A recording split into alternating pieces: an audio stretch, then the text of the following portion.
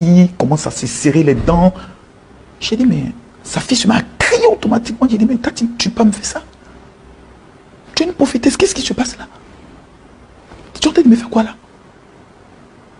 Je commence à appeler ma première fille qui hante, les servantes qui hantent. Elle commence à allaiter même le gardien qui est en bas et autres qui montent rapidement parce qu'il y a l'interphone pour appeler le gardien. Tout le monde monte, maman t'a fait une crise. Bon, le gardien vient, je ne veux pas qu'il voie tout, on ne sait pas, il peut pas une fille, on ne sait pas. Donc je commence à lui parler, comment c'est serrer les dents. Donc j'essaie, le premier réflexe, c'est qu'il faut au moins ouvrir sa bouche. Donc je prends mes doigts, j'ouvre sa bouche et on demande un peigne pour essayer de. Un bois, ils apportent d'abord les bois et j'ai dit non, amenez-moi un truc, amenez un peigne, on bloque. Je commence à la taper. Maman, réveille-toi, réveille-toi. Il commence à taper, c'est réveille-toi. Qu'est-ce qui se passe? Donc on commence à prier, on met en même temps une vidéo de Dena Moena, un chant qu'elle aime bien, puis sur l'autre téléphone, je mets les premières mesures de secours. Parce que je ne sais pas s'il faut appuyer comme ça, il faut appuyer comme ça. Donc j'essaie de regarder un peu, puis suivre un peu les différentes procédures, souffler dans sa bouche, parce qu'à un moment donné, c'est comme si elle ne respire plus. Il faut souffler dans sa bouche, et puis elle s'est reprise. Elle m'a dit, Camille, c'est bon. J'ai dit, non, non, non, c'est pas bon. On a enlevé le peigne, je mets mon doigt, elle dit, sur mon doigt, et sur mon doigt, sur mon doigt, sur mon doigt. Elle dit, je t'ai dit, c'est bon, j'ai envie de me reposer. Camille, je vais bien. Je suis fatigué. Je vais me reposer. Parce que comme on essaie de tirer un matelas qui est là, parce que c'était une chambre qu'on est en train d'aménager pour la chambre d'amis. Donc on essaie d'amener le matelas et autres. Oui. Pour essayer de la prendre parce qu'on a versé de l'eau et autres. Donc il fallait sur elle pour qu'elle se réveille et autres. Donc on essaie de la faire coucher sur le matelas et autres. En essayant de la prendre tout doucement, tout doucement, tout doucement. On n'a même pas encore commencé même à la porter qu'elle répand la deuxième crise encore. Commence cette fois-ci à serrer ses dents. J'ouvre, elle me mord la main. Je suis obligé d'ouvrir. Donc, en tant qu'elle faisait la première crise, on a demandé à quelqu'un de descendre s'il y a une clinique en bas pour essayer de voir. Il remonte. Là, mon mécanicien arrive.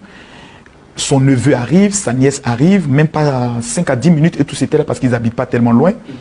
Et autres, donc, que disent les médecins? On dit, ah, la clinique dit, il n'y a pas de médecin. Donc, elle refait la deuxième crise. Ma fille est là. Sa nièce, la fille de sa grande soeur est là. Donc, on se dit, ça commence à devenir grave.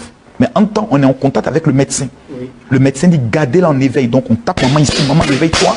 On la tape sur son épaule, maman, réveille-toi, réveille-toi, réveille-toi, réveille-toi, réveille-toi, réveille-toi. Et, arrivé à un certain moment donné, c'est comme si au niveau de son œil gauche, on voit que la paupière qui est ici, est en train de se remplir de sang. C'est là que j'ai dit à son neveu, ça devient grave. J'ai dit à mon mécanicien, descends, prépare la voiture, on s'en va. Que le médecin soit là ou pas, non pas.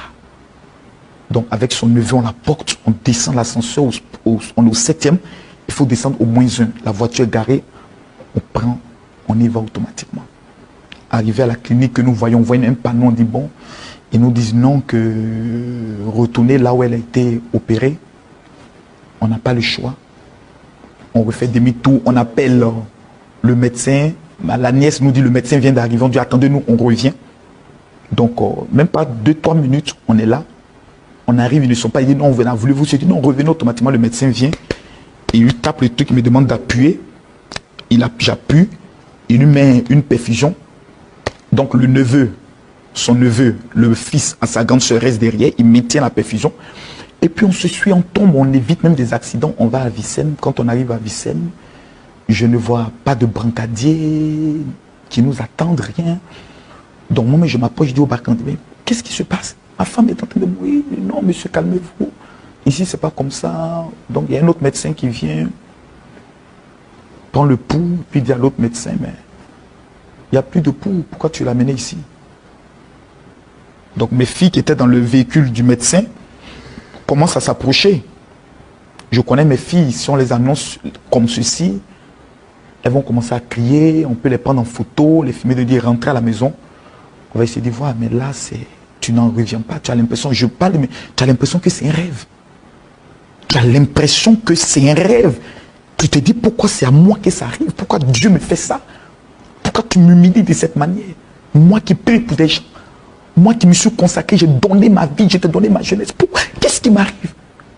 Comment je vais m'expliquer? J'ai expliqué à mes fidèles que le moment. Qu'est-ce qui m'arrive? Pourquoi tu me fais ça? Pourquoi moi?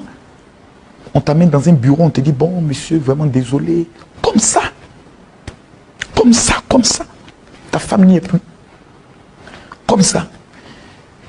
Et le médecin, après un autre médecin qui t'appelle, on te demande, bon, si vous voulez voir le corps, bon, je me dis, bon, au moins, peut-être Dieu peut faire un dernier miracle pour moi. Donc, je m'approche d'elle, je commence à parler dans son oreille. Tatiana, reviens, s'il te plaît. Tu pries, tu te couches, tu pleures, tu te mets sur elle, tu pries, et puis tu entends cette petite voix qui dit, laisse-la se reposer en paix.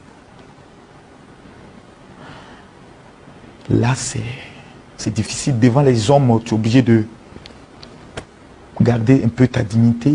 Quand tu reprends la voiture,